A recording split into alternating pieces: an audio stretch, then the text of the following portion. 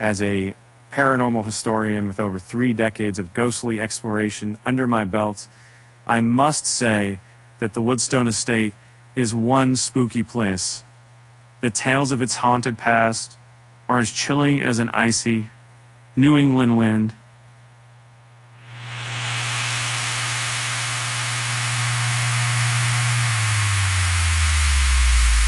In the TV show Ghosts on CBS, each character met a distinctly eerie and individualized demise. The main cast includes Rose McIver as Sam, Ambudkar as Jay, along with an ensemble of ghosts from different eras, encompassing a 1,000-year span. The inhabitants of Woodstone Mansion have all died in various time periods, stretching from when the Vikings inhabited native lands to modern times. These spectral beings provide unique insights into their ghostly lives and histories, enhancing the depth of their characters. Although numerous programs share a similar genre with ghosts, the eerie concept surrounding the inhabitants of Woodstone Mansion stands out distinctly. Each death of a ghost character as a show contributes to its backstory and shapes the entire timeline of the Woodstone Bed and Breakfast. Despite some mysteries remaining about the spirits on CBS's series, Ghosts has disclosed a crucial information about the deceased that formed the heart of the series, making it worthwhile to understand the show better.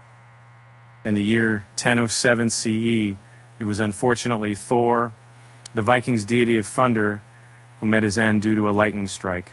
Although this wasn't one of his deaths, most glorious tales, Thor's demise was likely unavoidable given that he was wearing a metal helmet during a storm, making him more susceptible to such an event.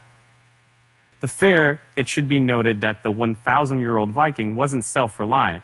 His crew abandoned him in what is now North America without explanation, leaving Thor exposed to the hard elements.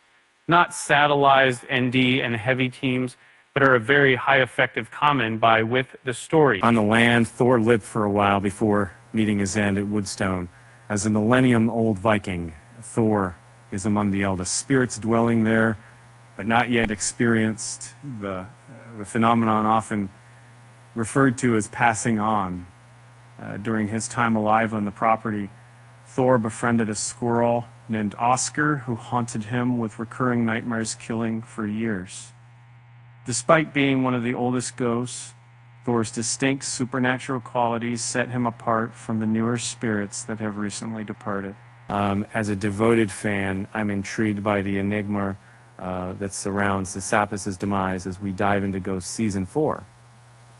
Roman Zaragoza's portrayal of Sisyphus is based on the Lenape, a native people from the northeastern woodlands, who inhabited areas such as New York Bay, western Long Island, in the lower Hudson Valley of New York State, prior to European encounters. Remarkably, Sisyphus breathed his last in the early 1500s, which raises a tantalizing possibility that his passing could have occurred even before the Europeans arrived at our shores. In the year 1524, when you have the Lenape tribe had their first encounter with Europeans. At the time when Sisyphus and his companion Shiki lived, they were indigenous to this region. However, due to the American Revolutionary War, the Lenape were forced off their homeland. Later in the 1860s, the Indian removal policy caused further displacement for the Lenape. The details surrounding Sisyphus' death remain uncertain, but he is said to possess a unique ability. He can enter people's dreams and speak with them while they are unconscious. During the Revolutionary War, Brandon Scott Jones's character, Isaac Higgin, served as an American soldier. Towards the end of the 1700s, Isaac continued to fight in the war until he succumbed to dysentery on his property. The humor surrounding Isaac's death stems from the fact that the character was known for neglecting clean eating, drinking habits, and personal hygiene.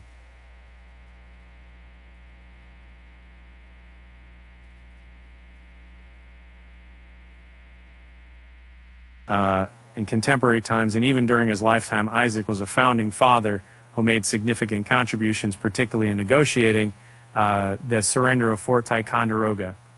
This historical figure also invented an impressive long-range musket known as the Isaac. Tragically, Isaac passed away from a bowel condition, leaving behind a lingering and unpleasant gastrointestinal odor whenever people passed them.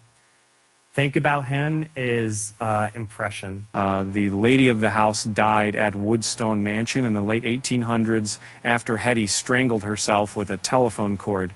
Rebecca Wasaki's Hetty was living at the mansion when her husband mysteriously disappeared, leaving her to answer for all of his crimes. Faced with the choice of being charged with her husband's crimes and losing her fortune, or else Hetty took the cord from the rare Woodstone family telephone and used it to end her life.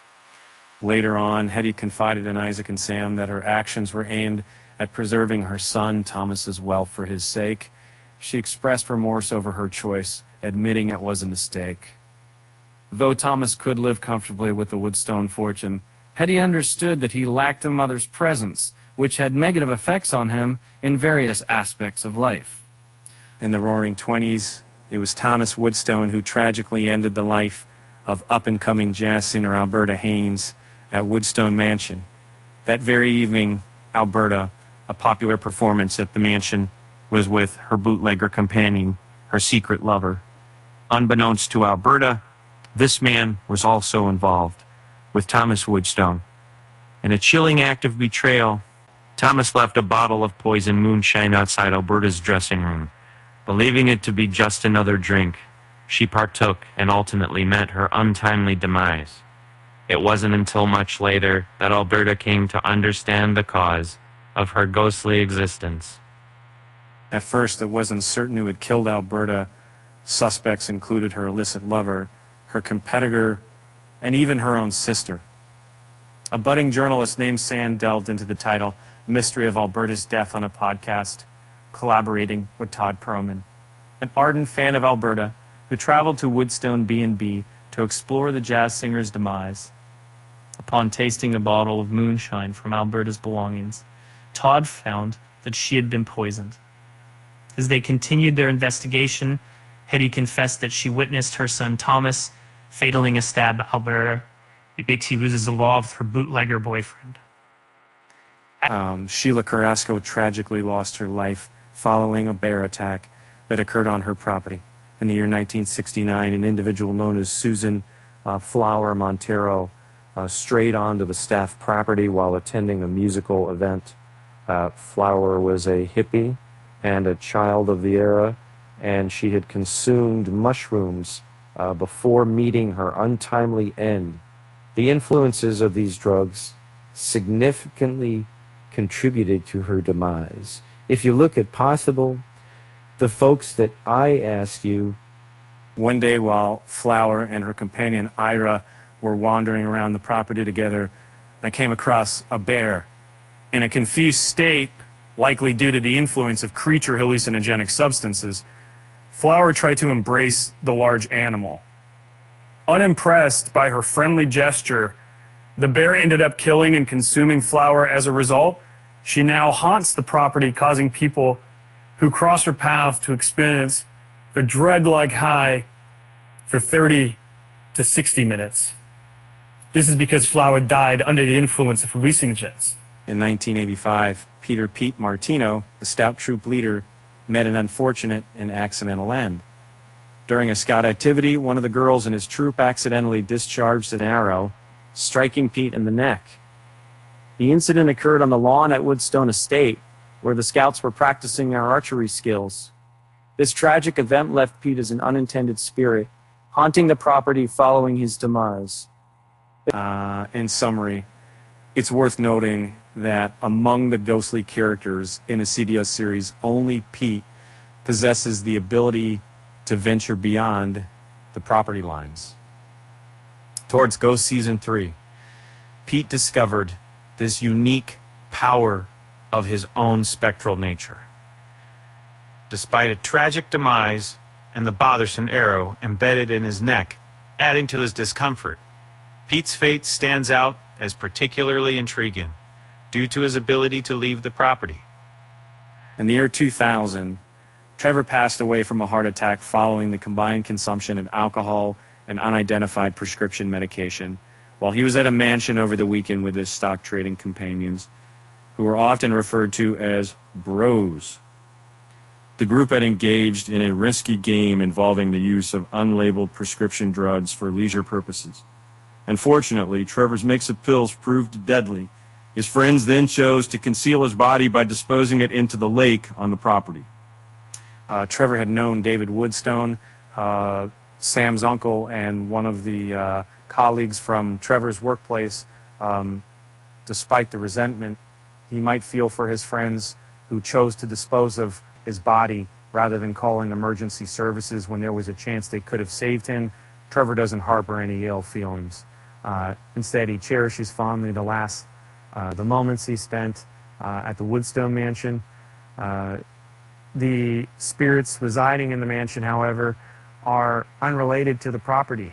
Nigel Chesham, John Hartman, died at what would become Woodstone Estate after being shot by American soldier Isaac Higgintoot. Isaac outfitted a musket with a scope that we allowed him to see long range, and he was using his gadget to gaze at the British soldiers during Isaac and Nigel's days on opposing sides of the war. What Isaac sneezed, he accidentally pulled the firearm's trigger, killing the British adversary he lusted over. Nancy is one of the many cholera ghosts. Nancy and the other cholera ghosts likely died in the early to mid 1800s. As the height of the cholera pandemic was from the 1830s to the 1860s.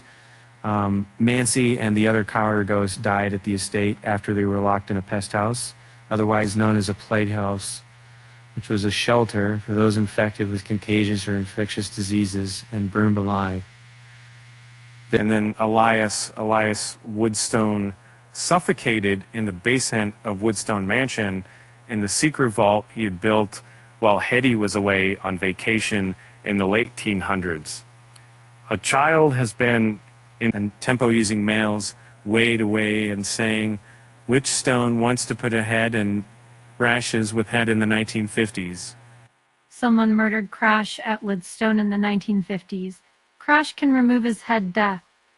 While an unfortunate death at the time, Crash's death also plays out unfavorably in his afterlife since Crash's head can come off, and others can sneak up in the spirit and dislocate his most valuable extremity. After Stephanie at Dust Zion is a teenage ghost who died on the property in 1987.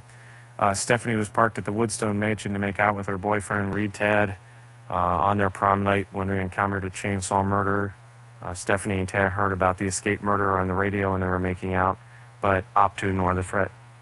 As such, the murderers snuck up on the lovers and slashed Stephanie with a chainsaw, as is evidenced by the large gash through her back. And so he asked that matter what happened.